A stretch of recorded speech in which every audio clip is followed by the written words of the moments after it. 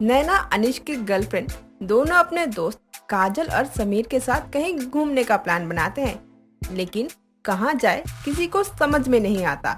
तभी नैना सभी को अपने गांव घूमने का सुझाव देती है, जिसे सुनकर सभी खुश हो जाते हैं, लेकिन काजल डर जाती है। यार मैं तेरे गांव नहीं जाऊंगी। मेरी मम्मी कहती है कि गांव में बहुत भूत प्रेत होते हैं, जो एक बार पकड़ लेते हैं ना तो दोबारा नहीं छोड़ते। तेरी शक्ल खुद तो अच्छी है नहीं, कम से कम बातें तो अच्छी कर। तेरी शक्ल तो इतनी भूत वाली है ना कि खुद भूत भी देख लेना तो वो भी बेचारा सदमे में चला जाए और भाग जाए। तेरी शक्ल से तो बहुत अच्छी है मेरी शक्ल। आज तक तुझे एक लड़की नहीं मिली गर्लफ्रेंड बनाने के लिए। अच्छा तो तुझे कौन सा लड़का मिल गया बॉयफ्रेंड बनाने के लिए? अबे तू भी तो सिंगल है। मतलब मैं सही हूँ और तेरी शक्ल ना सही में खराब है यार। चुप करो तुम दोनों यार, क्या बच्चों की तरह लड़ रहे हो? हमारे गांव में कुल देवी का मंदिर है, मुझे उसके दर्शन करने जाना है। माँ ने बोला है मना नहीं कर सकती हूँ, उनके साथ बोर हो जाऊंगी, इसलिए तुम सबको बोल रही हूँ। आइडिया बुरा नहीं है और जगह तो हम सब कभी भी घूम लेते हैं, लेकिन गांव कहाँ किसी का जाना हो पाता है। इसी बहाने हमें गांव घूमने को भी मिल जाएगा। अनीस के कहने पर काजल और समीर भी गांव जाने के लिए तैयार हो जाते हैं। कुछ टाइम बाद सभी कार से नैना के गांव जाने के लिए निकल जाते हैं। गांव पहुंचते पहुंचते उन्हें रात हो जाती है, जिसके कारण वो गांव की बाहर ही एक सुनसान हवेली में रात बिताने के लिए रुक जाते हैं, जहां का नजारा ही कुछ अलग था। दीवारों पर जानवरों की खाल लटकी होती है, हर तरफ अंधेरा होता है। ये सब देखकर सभी डरते हुए आपस में बात करते हैं। नैना तू ये कहाँ लेकर आई है हमें? ऐसा लग रहा है किसी हॉरर मूवी के सीन बनाने आए हो हम। बिल्कुल वैसा ही सेटअप है ये तो। लाइफ में पहली बार मुझे ना तेरी बात सही लग रही है नैना यार। सच में मुझे भी बहुत डर लग रहा है। एक काम करते ना, वापस चलते हैं। तू अपनी माँ को बोल दियो ना तूने ना दर्शन कर लिए। नहीं यार, इतनी दूर आकर मैं बिना दर्शन के तो नहीं जाऊंगी। पहली बार मेरी माँ ने मुझे कोई काम करने के लिए बोला है, मैं झूठ बोलकर उनका विश्वास नहीं तोड़ूंगी। तुम सही हो बेबी, कोई तुम्हारे साथ हो या ना हो, मैं हमेशा तुम्हारे साथ हूँ। हम दोनों साथ चलकर करेंगे कुलदेवी के दर्शन। जब तुम दोनों जा रहे हो तो हम दोनों अकेले क्या ही करेंगे, हम भी चलते हैं। इनके साथ आकर यहाँ पे फंस गया मैं तो। सही कहा यार। वैसे नैना ये तेरा गांव है, तुझे तो पता होगा ना कि ये भूतिया हवेली किसकी है तेरे गांव में। हाँ, माँ बताती थी कि ये हवेली हमारे गांव के जमींदार की थी। अब उन लोगों ने ये गांव छोड़ दिया है, तब से ये खाली पड़ी है। उनके जवान बेटे ने लड़की के चक्कर में फांसी लगा ली थी। मरने के बाद वो सबको बहुत परेशान करता था, इसलिए सब चले गए। क्या कहीं वो भूत हमें भी परेशान ना करे? यार मेरी तो अभी वैसे शादी भी नहीं हुई है। बोल तो ऐसे रही है जैसे सभी ने तुझसे शादी करने के लिए बैठे हैं। अबे कभी तो अपना छोड़ के दूसरों के बारे में सोच लिया कर। अब बस करो तुम दोनों, चलो यहीं बैठते हैं। रात गुजारने के बाद सुबह चलते हैं यहाँ से। सभी इतना कहकर जिसको जहाँ जगह मिलती है वहाँ आराम से बैठ जाते हैं। तभी काजल की नजर एक सुंदर से लॉकेट पर जाती है, जिसे देखते ही वो उसे अपने गले में डाल लेती है। कुछ देर बाद सबकी आंखें बंद हो जाती है। सभी गहरी नींद में सो रहे होते हैं। तभी अचानक काजल की आंख खुलती है और उसे अपने पीछे किसी के खड़े होने का एहसास होता है। वो जैसे ही पीछे मुड़ती है, उसे सफेद कपड़े में एक लड़का दिखाई देता है और वो जोर से चिल्लाती है, जिससे सबकी आंखें खुल जाती है। क्या हुआ तुझे? क्यों चिल्ला रही है तू? भूत भूत, मैंने भूत देखा अभी। सफेद कपड़ों में एक लड़का मेरे पीछे पड़ा था। जब मेरी आंख खुली तब देखा मैंने। लो जी, अभी नैना ने बात ही बताई थी उस लड़के की और मैडम जी को दिखाई तक देने लग गया। क्या बात है। शांत हो जाओ काजल, यहाँ कोई लड़का नहीं है। तुम लोग मान क्यों नहीं रहे हो? मैंने अभी अभी देखा है उसे। नहीं यार, ये कैसा भूत है? अबे जो सिर्फ तुझे ही दिखाई देता है, हमें क्यों नहीं दिखाई देता?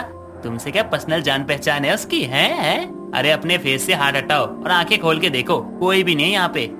सबके कहने पर काजल फेस से हाथ हटाकर अपनी आंखें खोलती है, तो वहाँ उसके दोस्तों के अलावा और कोई नहीं दिखता। जहाँ सभी लोग इस बात को लेकर उसका मजाक उड़ा रहे थे, वहीं काजल इस बात से हैरान थी कि वो भूत सिर्फ उसे ही क्यों दिखाई दिया और सिर्फ उसे ही क्यों डराया।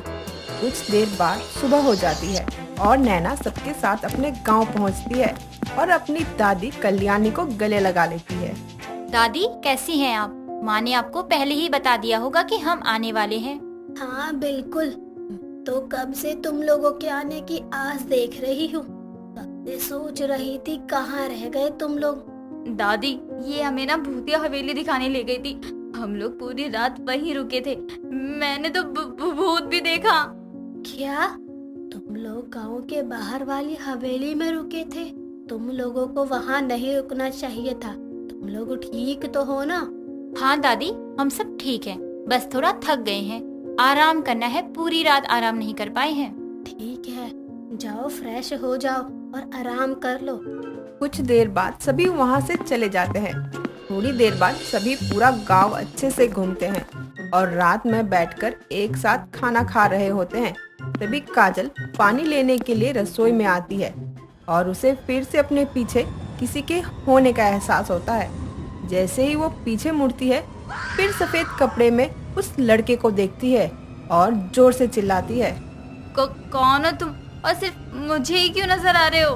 तुम मुझे बहुत अच्छी लगी, मुझे भी पानी पिला दो।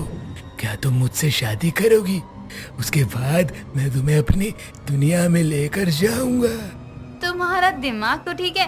कौन हो तुम और मैं तुमसे शादी क्यों करूं? मैं तुम्हें जानती भी नहीं हूँ। हटो यहाँ से, परेशान मत करो मुझे। मैं तो तुम्हें अपने साथ लेकर जाऊंगा। तुम मेरे लिए ही वापस आई हो, मुझे पता था तुम मरी नहीं हो। उस लड़के की बात सुनकर काजल को बहुत गुस्सा आता है और वो उसे धक्का मारने के लिए छूने की कोशिश करती है।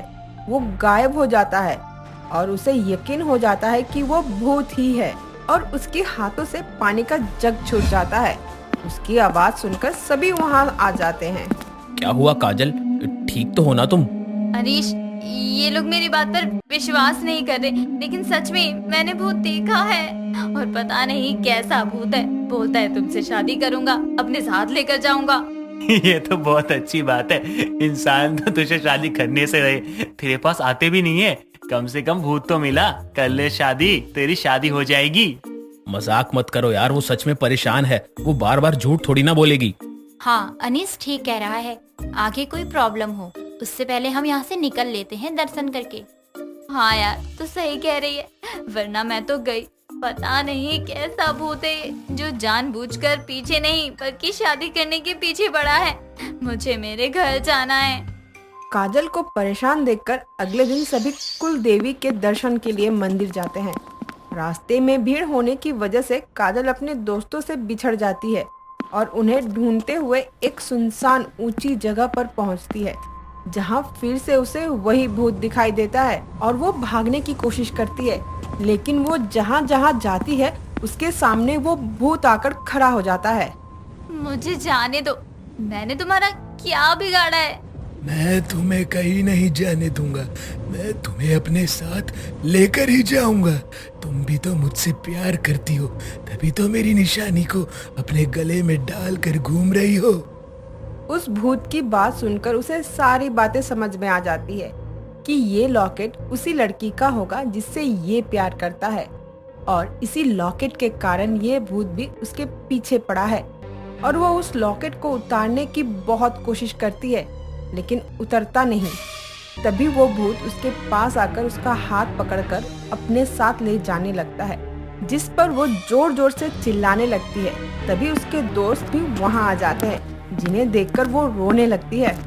मुझे बचा लो, ये भूत मुझे लेकर जा रहा है, प्लीज कोई मेरी हेल्प करो। सभी चाहकर भी उसकी मदद नहीं कर पा रहे थे, क्योंकि काजल के सिवा वो भूत किसी को नहीं दिखाई दे रहा था। तभी कल्याणी हाथों में लिया हुआ गंगा जल जोर से काजल के ऊपर फेंकती है, जो कि उस भूत के हाथों पर पड़ जाता है और वो तुरंत काजल का हाथ छोड़ देता है। काजल तुरंत वो लॉकेट निकालकर फेंक देती है, जिससे वो भूत तुरंत गायब हो जाता है और वो कल्याणी को गले लगाकर रोने लगती है। दादी, अगर आप नहीं होती तो शायद मैं अपने घर कभी वापस ही नहीं जा पाती। पता नहीं कैसा भूत था ये। बेटी, इस भूत को तूने खुद अपने पीछे लगवाया है, इसलिए कहा जाता है कि किसी भी अनजान चीज को हाथ नहीं लगाना चाहिए, लेकिन तूने तो उसे गले में ही डाल लिया। दादी, आगे से मैं आपकी बातों का ध्यान रखूंगी और किसी भी अनजान चीज को हाथ नहीं लगाऊंगी। काजल इतना कहकर सभी लोगों के साथ मंदिर जाती है और कुलदेवी के दर्शन करती है। कुछ दिनों बाद सभी लोग सही सलामत अपने घर लौट आते हैं और उस भूत की कहानी मजाक का एक पात्र बनकर रह जाता है।